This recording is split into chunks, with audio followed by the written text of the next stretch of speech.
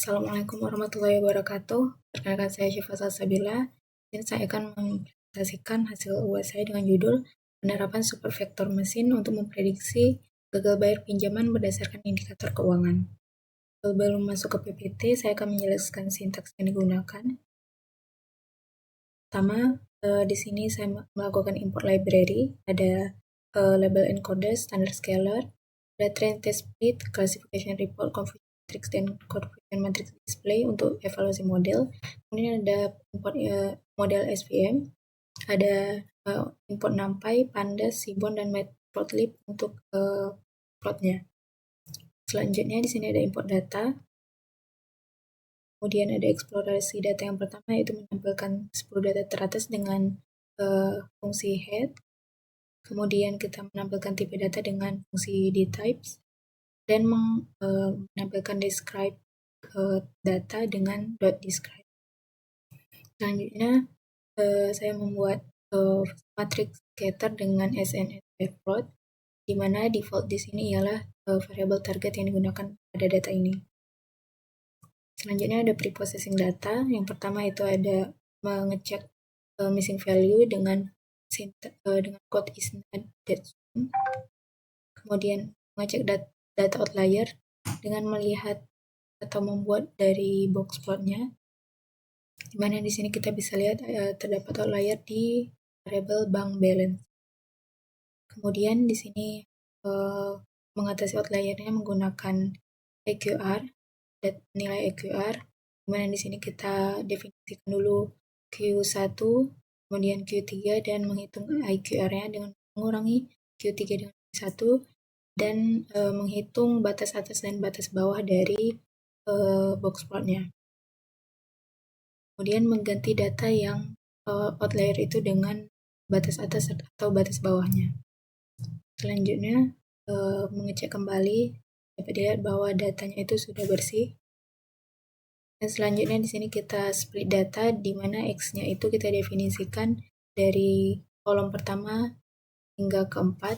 Pertama di sini ialah kolom indeks, jadi hitungan itu kolom kedua, 3, dan 4. Kemudian Y-nya itu kita definisikan dari tabel satu kolom di belakang, dari belakang. Kemudian kita splitting data, kita splitting di mana test size untuk data testnya itu 20%, sedangkan untuk trennya itu 80%. Kemudian standarisasi data dengan standard scaler. Kemudian kita fit modelnya. Kemudian pembentukan model yang pertama itu menggunakan kernel linear.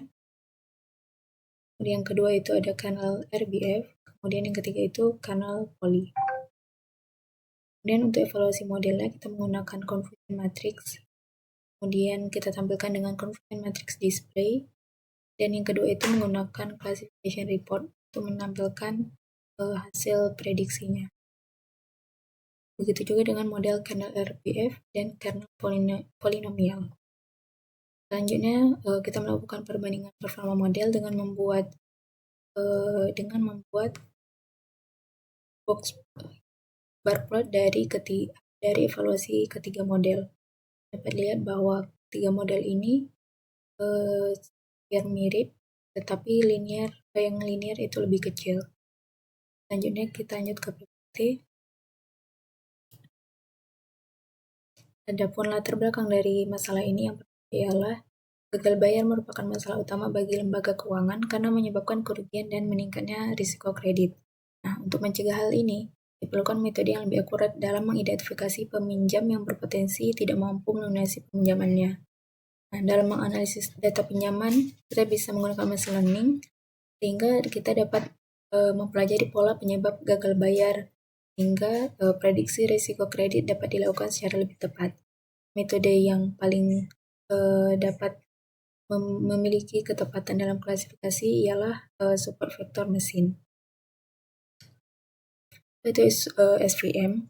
SVM merupakan algoritma klasifikasi yang berfungsi dengan menemukan hyperplane terbaik untuk memisahkan data menjadi dua kategori. Nah, SVM ini berupaya untuk membuat margin atau batas yang memaksimalkan, yaitu jarak antar hyperplane, dan titik data terdekat, sehingga model menjadi lebih tangguh dan mampu melakukan generalisasi dengan baik. Adapun jenis kanal yang digunakan pada SVM kali ini yaitu ada 3. Yang pertama ada linear, polynomial, dan RBF. Kemudian yang untuk matriks evaluasinya digunakan 2. Yang pertama itu confusion matrix dan yang kedua itu classification report. Mana di sini kita bisa lihat ada akurasi, presisi, recall, dan advanced score. Selanjutnya dataset, sumbernya itu dari Kaggle, linknya itu ada di layar. Kemudian variabelnya itu ada 5. Yang pertama itu indeks merupakan nomor urut dari tiap peminjam. Kemudian employed itu status pekerjaan peminjam, di mana 1 itu bekerja dan 0 itu peminjam yang tidak bekerja.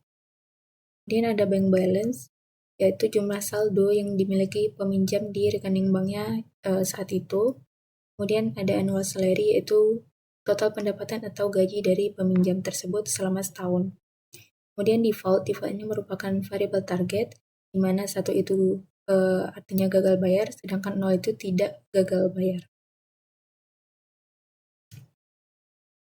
Selanjutnya ada tahap analisis data. Yang pertama itu ada pengambilan data, kedua analisis data eksploratif, yang ketiga preprocessing, dan yang keempat pembentukan model, dan yang terakhir itu evaluasi model. Berikut tampilan data 10 data pertama dari data kami, yaitu di sini ada indeks, employee, bank balance, annual salary, dan defaultnya. Kemudian analisis data eksploratif yang pertama itu kita bisa lihat tipe datanya. Di sini 2 variabel itu float, yang selainnya itu integer. Kemudian deskripsi datanya, kita bisa lihat jumlahnya, rata-rata, standar deviasi, dan sebagainya. Dan di sini kita bisa lihat matriks atau matriks sebaran dari variabel itu. Di sini kita bisa lihat bahwa orang yang bekerja dan tidak bekerja itu sama-sama bisa sama-sama ada gagal bayarnya.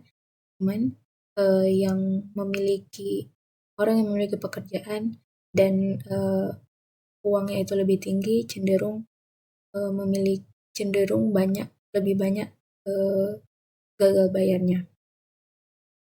Kemudian untuk orang yang memiliki uangnya itu lebih tinggi namun gajinya itu rendah, itu cenderung juga memiliki gagal bayar, sedangkan sebaliknya itu cenderung tidak gagal bayar. Selanjutnya ada preprocessing data. Yang pertama itu kita bisa lihat adanya outlier.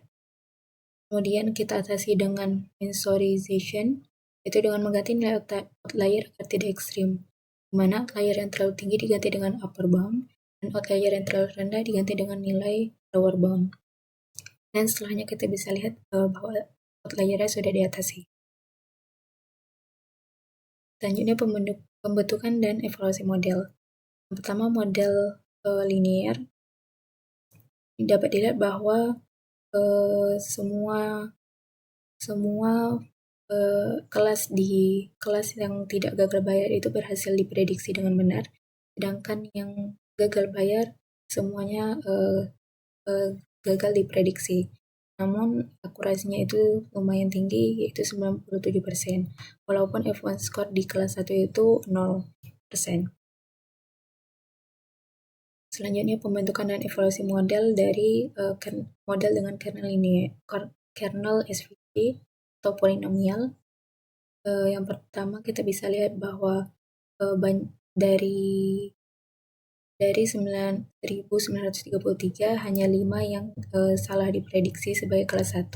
Kemudian dari 67 kelas 1 itu gagal diprediksi sebanyak 52. Dan dapat dilihat akurasinya juga tinggi, yaitu 97%. Kemudian untuk model yang sebelumnya itu model RBF, yang selanjutnya ini baru model polinomial. Nah, polinomial dapat dilihat bahwa 1927 itu benar diprediksi kelas 0, kemudian 16 itu berhasil juga diprediksi sebagai kelas 1, sedangkan terdapat 51 yang gagal diprediksi. Kita dapat lihat dari barcode-nya itu bahwa akurasinya itu ketiganya lumayan tinggi, namun yang terendah itu ada di model dengan kernel linear. Kesimpulannya ialah dari ketiga jenis kernel SVM, yaitu linear, RBF, dan poly, dapat disimpulkan bahwa kernel polinomial dan RBF menghasilkan performa terbaik dengan akurasi 0,9725, sedangkan kernel linear memiliki akurasi terendah yaitu 0,9665. Nah, perbedaan ini menunjukkan bahwa pola data pada kasus gagal bayar ini lebih sesuai dengan kernel yang mampu menangkap hubungan non-linear, sehingga kernel poly dan RBF lebih efektif dibandingkan kernel linear. Sekian dari saya, terima kasih. Assalamualaikum warahmatullahi wabarakatuh.